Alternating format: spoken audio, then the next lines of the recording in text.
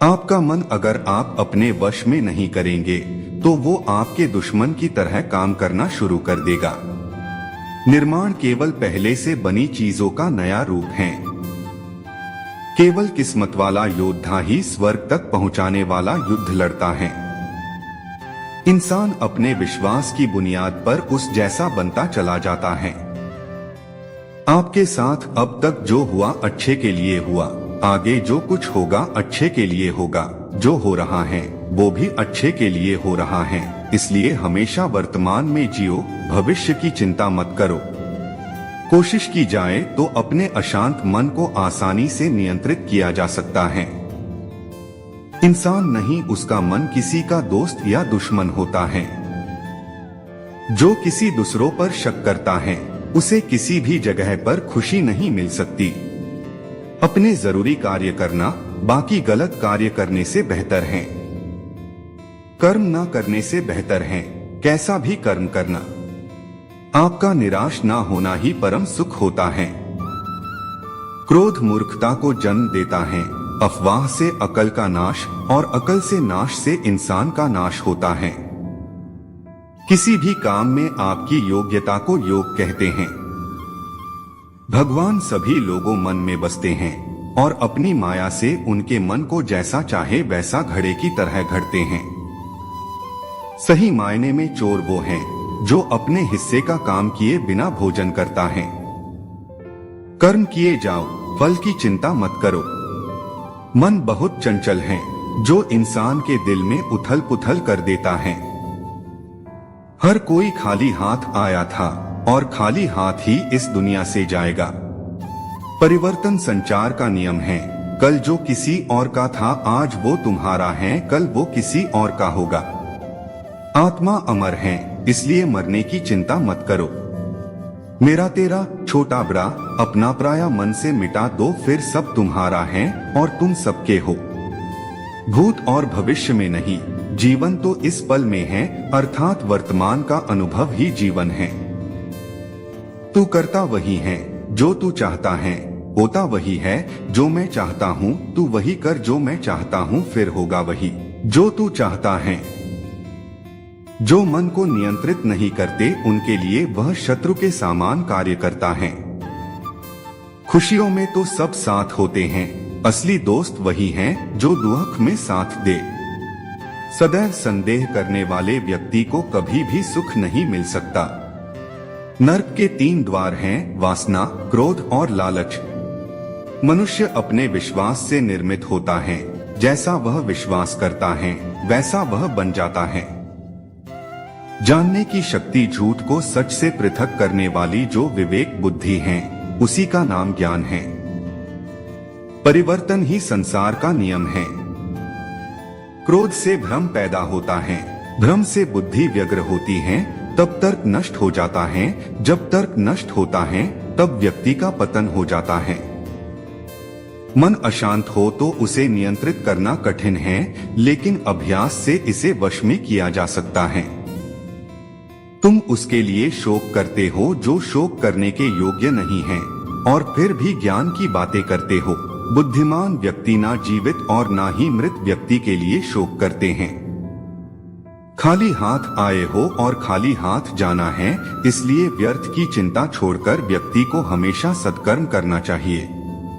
जिसे तुम अपना समझकर मग्न हो रहे हो, बस यही प्रसन्नता तुम्हारे दुखों का कारण है। जो कोई भी जिस किसी भी देवता की पूजा विश्वास के साथ करने की इच्छा रखता है, मैं उसका विश्वास उसी देवता में दृढ़ कर देता हूँ। केवल मन ही किसका मित्र और शत्रु होता है। अपने अनिवार्य कार्य करो, क्योंकि वास्तव में कार्य करना निष्क्रियता से बेहतर है।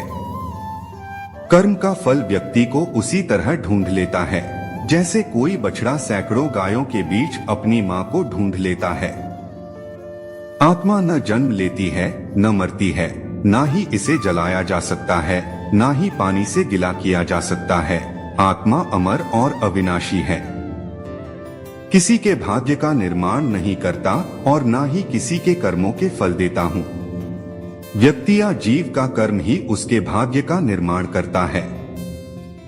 आत्मा पुराने शरीर को वैसे ही छोड़ देती है जैसे मनुष्य पुराने कपड़ों को उतारकर नए कपड़े धारण कर लेता है। इस संसार में कुछ भी स्थायी नहीं है। मन शरीर का हिस्सा है। सुख दुख का एहसास करना आत्मा का नहीं शरीर का काम है। मान अपमान, लाभ हानि, खुश हो जाना या दुखी हो जाना, यह सब मन की शरारत है। वर्तमान परिस्थिति में जो तुम्हारा कर्तव्य है वही तुम्हारा धर्म है। मैं ऊष्मा देता हूँ, मैं वर्षा करता हूँ और रोकता भी हूँ, मैं अमरत्व भी हूँ और मृत्यु भी। मेरे भी कई जन्म हो चुके हैं, तुम्हारे भी कई जन्म हो चुके हैं। ना तो यह मेरा आखिरी जन्म है और ना यह तुम्हारा आखिरी जन्म है। हे अर्जुन, अगर तुम अपना कल्याण चाहते हो तो सभी उपदेशों, सभी धर्मों को छोड़कर मेरी शरण में आ जाओ, मैं तुम्हें मुक्ति प्रदान करूंगा। मोहग्रस्त होकर अपने कर्तव्य पथ से हट जाना मूर्खता है, क्योंकि इससे ना तो तुम्हें स्वर्ग की प्राप्ति होगी और ना ही तुम्हारी कीर्ति बढ़ेगी। धर्म युद्ध में कोई भी व्यक्ति निष्पक्ष नहीं रह सकता है। धर्म युद्ध में जो व्यक्ति धर्म के साथ नहीं खड़ा है, इसका मतलब है वह अधर्म का साथ दे रहा है, वह अधर्म के साथ खड़ा है। भगवान प्रत्येक वस्तु में, प्रत्येक जीव में मौजूद हैं।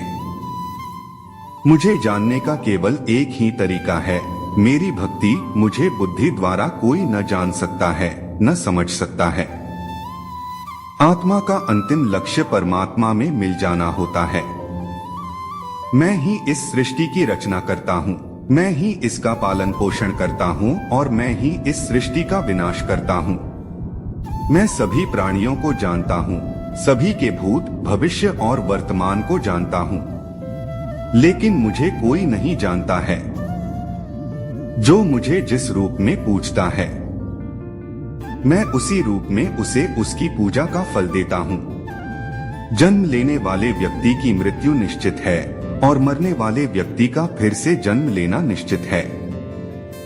मूलतः मैं निराकार हूँ, लेकिन मेरे भक्त बड़े ही अनोखे और निराले हैं। कोई मेरी मूर्ति बनाकर मुझे अपनी नजरों से देखना चाहता है, तो कोई मुझसे प्रेमी, पुत्र या पिता के रूप में अपने समीप देखना चाहता है।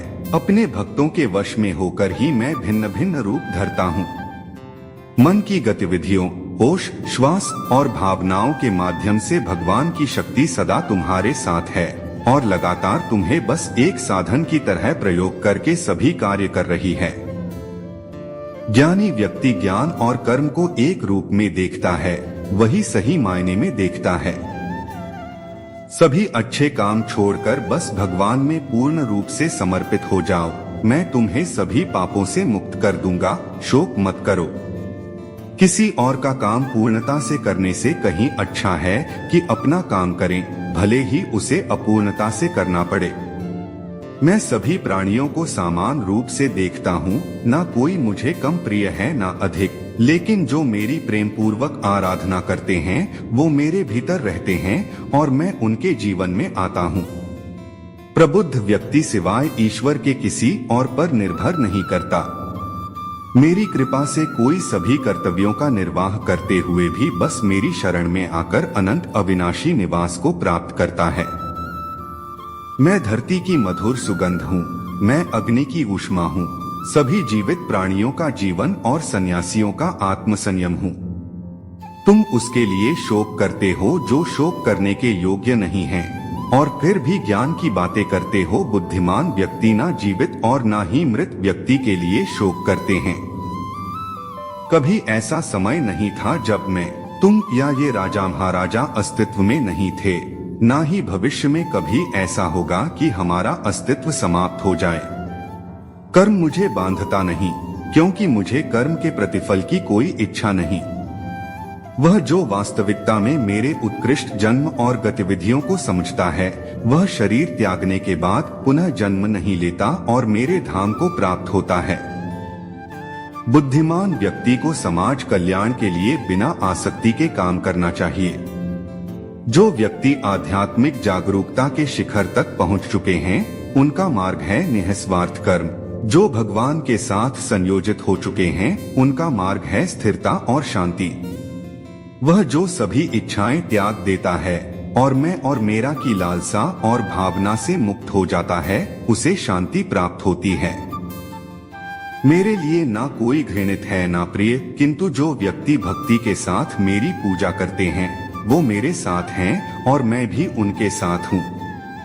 बुरे कर्म करने वाले सबसे नीच व्यक्ति जो राक्षसी प्रवृत्तियों से जुड़े हुए हैं और जिनकी बुद्धि माया ने हर ली है, वो मेरी पूजा या मुझे पाने का प्रयास नहीं करते। स्वर्ग प्राप्त करने और वहां कई वर्षों तक वास करने के पश्चात एक असफल योगी का पुण्य एक पवित्र और समृद्ध कुटुंब में जन्म होता है।